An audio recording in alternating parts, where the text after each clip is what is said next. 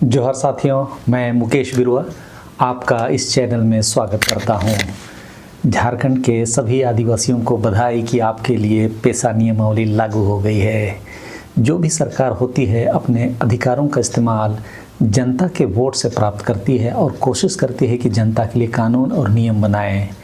कानून कैसा बना वह विश्लेषण के बाद हमें पता चलेगा, लेकिन इस नियमावली में ये नहीं है, वो नहीं है बोलकर रोने से अच्छा है जो है उस पर गंभीरता से काम करते रहिए। और यदि किसी विशेष बिंदु पर संशोधन की ज़रूरत हो तो आवाज़ उठाया जा सकता है, और उससे भी काम नहीं चले तो वोट लेकर सरकार भी बनाई जा सकती है। कहने का मतलब यह है कि राज्य में कई बुद्धिजीवी और कई सामाजिक संगठन पब्लिक में पंचायत उपबंध अनुसूचित क्षेत्रों में विस्तार झारखंड नियमावली 2025 के नोटिफिकेशन आने से पहले ही नियमावली के विरुद्ध हल्ला करते नजर आए। खैर, है तो वह भी अधिकार ही कि बिना देखे भी हम हल्ला कर सकते हैं, लेकिन जग हंसाई से हमें बचना चाहिए। लोग आज के समय कई चीज़ों को अच्छी तरह समझ रहे होते हैं, लेकिन गोदी मीडिया को भी सरकार को सवाल पूछने से बचाने के लिए ऐसे लोगों को पेपर में जगह देना पड़ता है। यह सब प्रोपेगेंडा का हिस्सा हो गया है।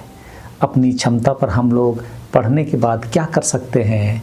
जब नियमावली पढ़े भी नहीं इतना कुछ बोलते हैं तो इसका सीधा मतलब यही निकलता है कि जब पेशा नियमावली लागू हो गई है तो चूंकि मानसिकता तो पहले से तय है कि विरोध करना है, तो ऐसे लोग इस नियमावली के विरुद्ध माहौल बनाने में लगे रहेंगे। खैर, मेरी तरफ से तो पक्ष और विपक्ष के लोगों को बधाई प्रेषित कर दे रहा हूँ।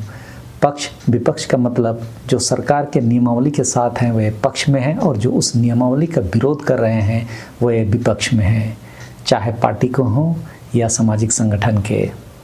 अब इस नियमावली से हम आदिवासियों के स्वशासन संबंधी मामलों को कितना सुलझा पाते हैं, कितनी सुविधा दे पाते हैं, उस पर चर्चा शुरू करनी चाहिए। याद रहे, जो व्यक्ति निश्चित को छोड़कर अनिश्चित के पीछे जाता है उसका एक दिन निश्चित खत्म हो जाता है, और अनिश्चित तो कभी था भी नहीं।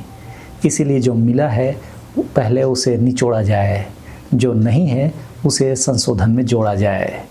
लेकिन यह वीडियो मैं इसलिए नहीं बना रहा हूँ, बल्कि इसलिए बना रहा हूँ कि यह मूल पेशा कानून 1996 से कितना संगत है और कितना असंगत है, और आने वाले समय में क्या कुछ और करने का प्रयास करना चाहिए। चलिए शुरू करते हैं। सबसे पहली बात तो यह है कि पंचायत उपबंध अनुसूचित क्षेत्रों में विस्तार झारखंड नियमावली 2025 को मैं सहजता के लिए झारखंड पेशा नियमावली 2025 बोल रहा हूँ। पहला तथ्य यह हो रहा है कि यह नियमावली झारखंड पंचायती राज अधिनियम 2001 का विस्तार या क्रियान्वयन रूप है। यह अधिसूचना में ही स्पष्ट रूप से कह दिया गया है कि यह पेशा एक्ट 1996 और JPRA यानी झारखंड पंचायती राज अधिनियम 2001 की धारा 131(1) के तहत बनाई गई है। इसका तात्पर्य यह हुआ कि यह नियमावली पेशा के प्रावधानों को अनुसूचित क्षेत्रों में लागू करने के लिए JPRA की संरचना जैसे ग्राम पंचायत, पंचायत समिति, जिला परिषद आदि का उपयोग करती है, लेकिन पारंपरिक ग्राम सभाओं को मजबूत करने का प्रयास करती है। आगे हम उस पर भी बात करेंगे कि इसका लाभ आदिवासी समुदायों को होगा या नहीं। अभी हम जो विवरणी पेश करेंगे, पहले जो होगा वो पेशा का होगा, उसके बाद झारखंड पेशा नियमावली का होगा। तो चलिए शुरू करते हैं। पेशा का 4A कहता है कि राज्य का पंचायत कानून परंपरागत कानून, सामाजिक धार्मिक प्रथाओं और सामुदायिक संसाधनों के पारंपरिक प्रबंधन से सामंजस्यपूर्ण होना चाहिए, जबकि झारखंड पेशा नियमावली के अध्याय 1, 2, 7 और 8 में पारंपरिक ग्राम सभा और रीति रिवाजों का उल्लेख तो मिलता है, लेकिन झारखंड पंचायती राज अधिनियम 2001 पर आधारित होने से स्वशासन की अवधारणा कमजोर होती हुई नजर आती है। पारंपरिक मुंडा, मानकी, मांझी आदि को मान्यता तो है, लेकिन सरकारी सचिव की नियुक्ति और पंचायत समिति या जिला परिषद के हस्तक्षेप से पारंपरिक प्रणाली अधीनस्थ सी लगती है। देखना पड़ेगा जब काम शुरू होता है तब कौन भारी पड़ता है। 4B, इसमें ग्राम सभा की परिभाषा से संबंधित बातों को सत्यापित करने का अधिकार नियमावली में उपायुक्त की टीम को दिया गया है। इस धारा को हुबहू शामिल किया गया है आप कह सकते हैं, लेकिन कार्य करने की प्रवृत्ति पर निर्भर करेगा कि इस धारा का उपयोग सही हो रहा है या नहीं। पेशा का 4C ग्राम सभा में मत का अधिकार से संबंधित है, जिसे झारखंड पेशा नियमावली के अध्याय 1 और 3 में जगह दिया गया है। 4D ग्राम सभा लोगों की परंपराओं, रूढ़ियों, उनकी सांस्कृतिक पहचान, समुदाय के संसाधन और विवाद निपटाने के रूढ़िजन्य ढंग का संरक्षण और परिरक्षण करने के लिए सक्षम होगी। इसे भी झारखंड पेशा नियमावली में जगह मिली है, लेकिन सरकारी हस्तक्षेप की सीमा पर अंतिम रूप से निर्भर करेगा।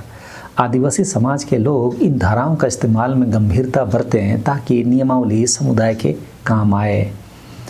4E ग्राम सभा विकास योजनाओं को मंजूर करेगी और लाभार्थियों का चयन करेगी। इसे झारखंड पेशा नियमावली के अध्याय 9 में शामिल किया गया है। 4F ग्राम सभा को उपयोगिता प्रमाण पत्र देने और लेने का अधिकार को झारखंड पेशा नियमावली के नियम 27 में शामिल किया गया है। 4G अनुसूचित जनजातियों के लिए सीटों में आरक्षण की व्यवस्था है, तो मूलतः झारखंड पंचायती राज एक्ट के लिए है। झारखंड पेशा नियमावली में इसका स्पष्ट उल्लेख नहीं है। शायद JPRA पर पूरी नियमावली होगी, इसलिए पेशा को इसकी शक्ति नहीं दी गई हो। 4H राज्य सरकार पंचायत के पदों में अनुसूचित जनजातियों के सदस्यों का नाम निर्देशित कर सकती है। यह भी झारखंड पेशा नियमावली के अध्याय 1 में शामिल है, जिसमें स्पष्ट रूप से ST को प्राथमिकता की बात अंकित है, लेकिन इसका विस्तार नहीं किया गया है। 4I विकास परियोजनाओं के लिए भूमि अधिग्रहण से पहले ग्राम सभा या पंचायत से परामर्श की बात है, जबकि पुनर्वास की योजना राज्य स्तर पर जिम्मेदारी दी गई है। जबकि झारखंड पेशा नियमावली में अध्याय 10 में पूर्व सहमति को अनिवार्य किया है। उस हिसाब से झारखंड पेशा नियमावली केंद्र की पेशा कानून से बेहतर लगती है, लेकिन कोरम में 1/3 सहमति इस प्रावधान को कमजोर करती है और ग्राम सभा की असहमति पर परियोजना रुकने का प्रावधान नहीं दिखता है।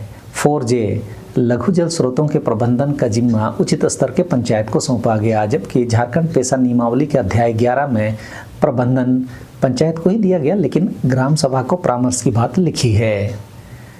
पेशा का 4K लघु खनिजों के लिए प्रोस्पेक्टिंग या खनन पट्टा से पहले ग्राम सभा या पंचायत की सिफारिश को अनिवार्य किया गया है और इसे झारखंड पेशा नियमावली के अध्याय 12 में भी राजस्व ग्राम सभा से सहमति को अनिवार्य किया गया है।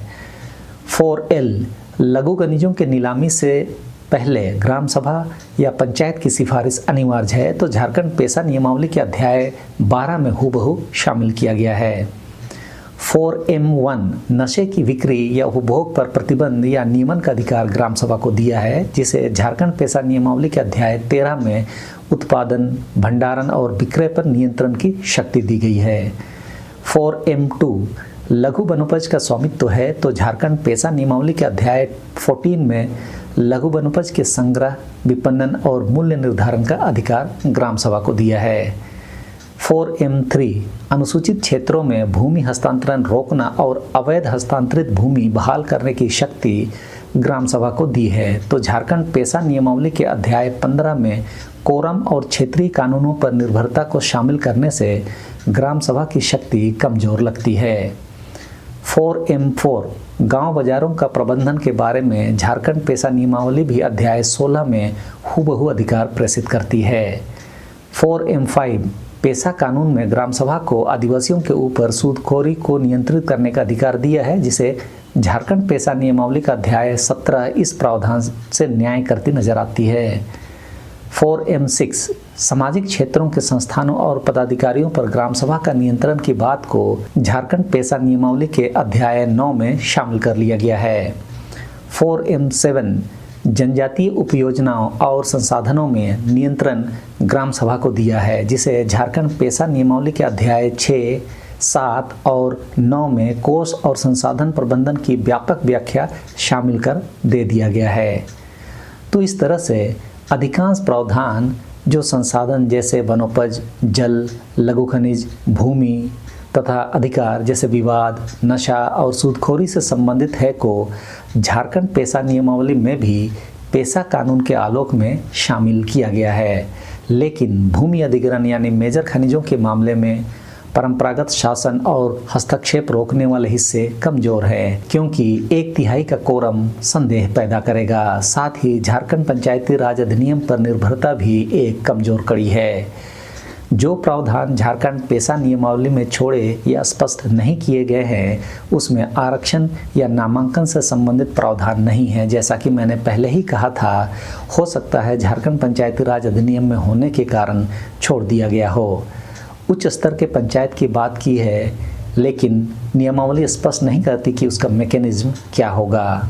अब इसका विश्लेषण यही है कि झारखंड पेशा नियमावली 2025 में ग्राम सभा निर्णय लेने में भाग लेगी, पर वह पंचायत ढांचे के भीतर कार्य करेगी। इसे आप संरचनात्मक कमजोरी कह सकते हैं।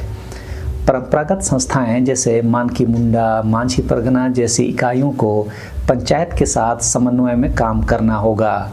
टकराव की स्थिति में झारखंड पंचायती राज अधिनियम को प्राथमिकता मिलेगी। इस तरह से यह नियमावली संवैधानिक से ज़्यादा सांस्कृतिक सजावट सी लगती है। सामाजिक विवादों में ग्राम सभा की भूमिका तो है, पर हस्तक्षेप का अधिकार प्रशासन को भी दिया हुआ है। कहीं यह न्याय नहीं वरन नैतिक सलाह के रूप में न स्थापित हो जाए।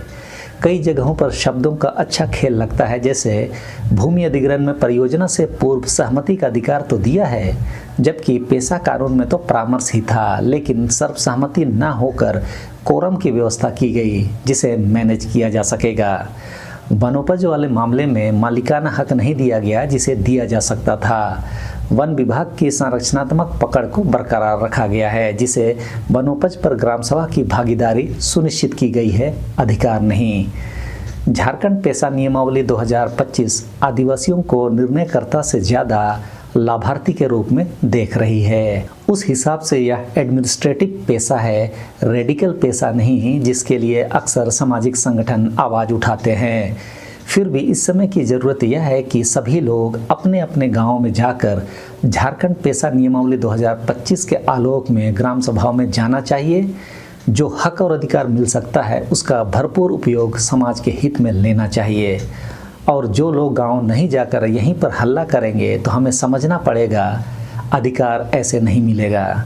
जल, जंगल और ज़मीन में उतरना होगा, तभी समाज भी साथ देगा।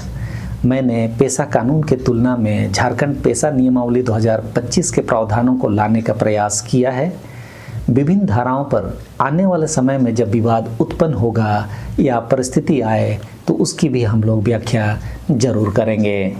अब आप बताइए कि आपको यह जानकारी कैसे लगी, कमेंट बॉक्स में ज़रूर बताएं। तो इस समय के लिए इतना ही, फिर ऐसे ही किसी और वीडियो में मिलेंगे। लाइक, शेयर और सब्सक्राइब करते रहें। सबों को धन्यवाद। जोहार।